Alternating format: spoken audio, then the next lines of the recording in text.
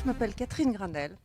Je dirige une entreprise de traduction qui est installée à la fois à Versailles et à Quimper.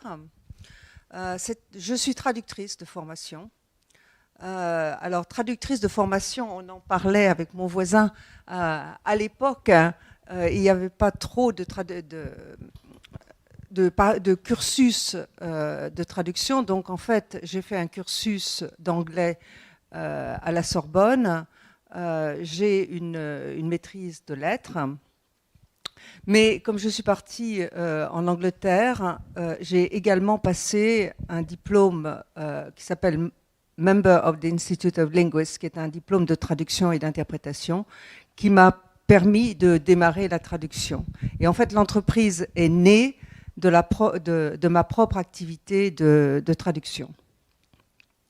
Il y a de ça, donc 32 ans, j'ai commencé par la traduction écrite et ensuite on a fait beaucoup d'interprétations jusqu'à être maintenant certainement la plus grosse entreprise d'interprétation en France parce qu'on fait plus de 2000 journées d'interprétation. Et on a une troisième activité mais qui n'a rien à voir même si elle est liée, c'est la transcription de conférences. Donc je m'appelle Jean-Yves Le Dizez, je suis enseignant-chercheur, c'est-à-dire que je suis maître de conférences en anglais, mais très spécialisé aujourd'hui en traduction et en traductologie. Alors c'est un terme qui peut effrayer, mais il ne faut pas avoir peur. C'est la traduction française d'un mot plus simple en anglais, Translation Studies, c'est-à-dire que c'est une nouvelle discipline née dans les années 75 et qui a pour objet l'étude de la production et de la réception des traductions.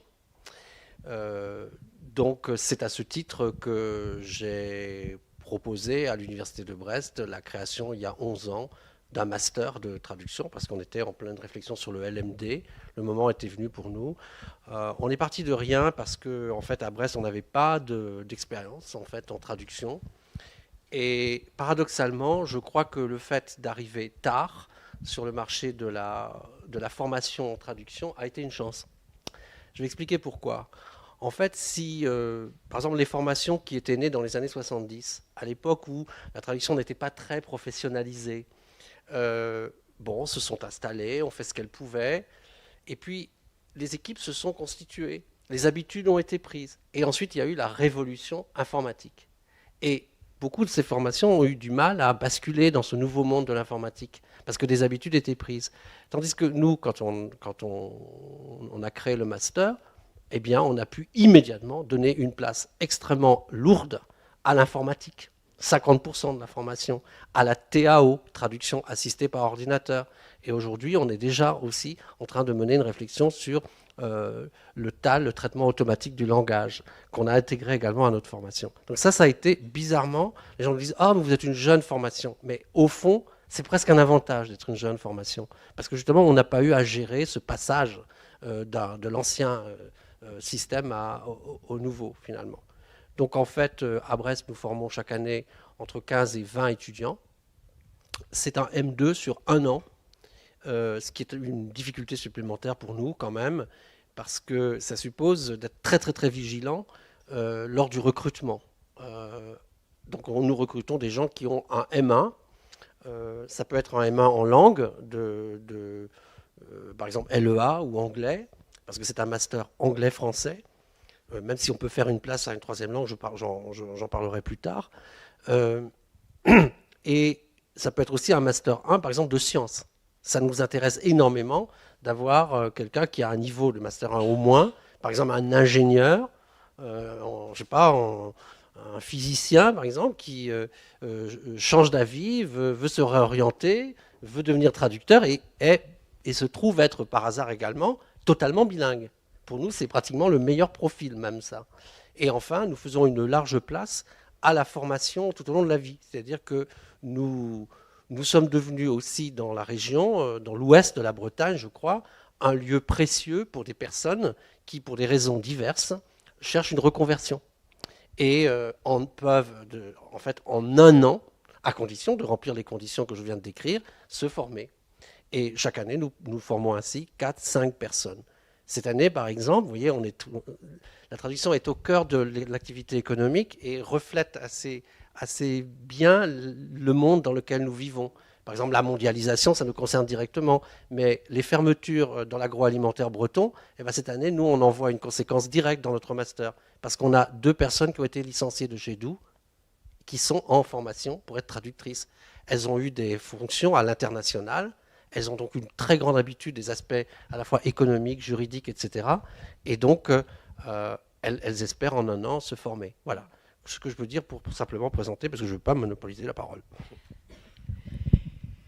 Bonjour, donc je m'appelle Nadège Rébillard, je suis interprète en français, langue des signes française. Avec la particularité quand même que c'est effectivement un métier comme toutes les autres langues, mais que c'est sur la langue des signes française, donc le canal visuel. Et la particularité que le master d'interprétation et de traduction français, langue des signes française, n'existe que depuis 6 ans. Avant, c'était juste un diplôme de formation supérieure d'université, puisque la langue des signes n'était pas reconnue comme langue à part entière. C'était considéré comme un code gestuel, enfin, ce que vous voulez, des mimiques, voilà, tout ça, mais pas une langue à part entière.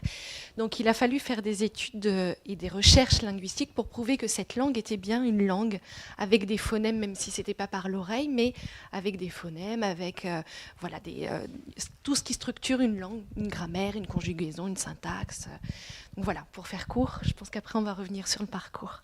Alors mon parcours est un petit peu atypique, je dirais, puisque j'ai commencé à côtoyer des personnes sourdes depuis que je suis toute petite et que j'ai eu envie de communiquer avec ces personnes sourdes.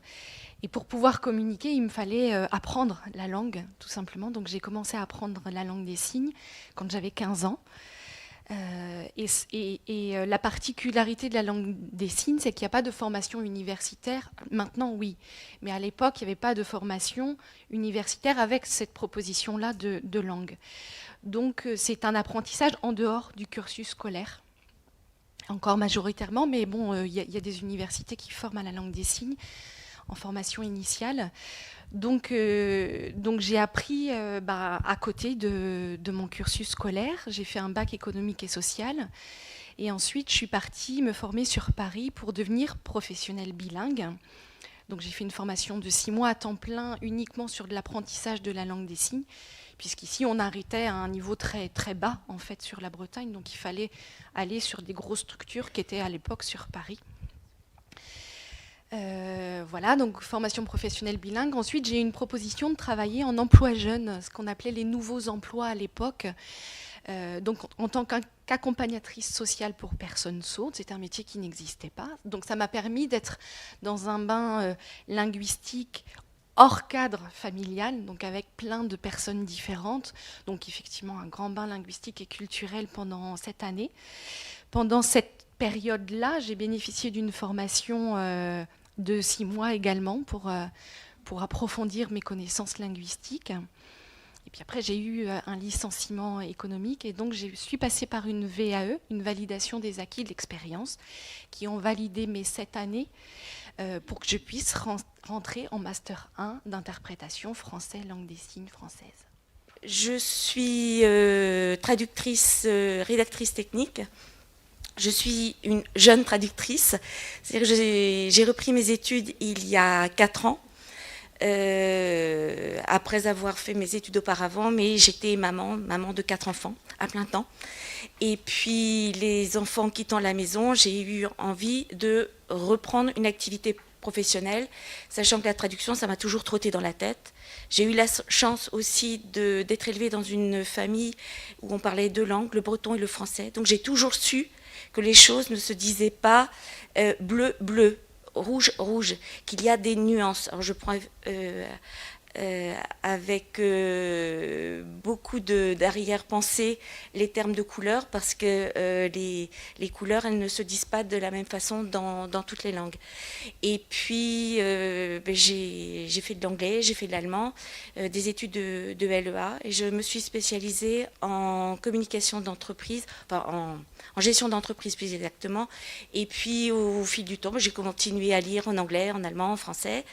Et à l'issue de ma formation, j'étais diplômée le 10 septembre de mémoire et j'étais installée le 24 septembre 2010. Voilà. et je suis spécialisée en rédaction technique et en traduction de l'anglais et de l'allemand vers le français dans les domaines médicaux, juridiques, et puis je travaille aussi à titre bénévole pour des ONG.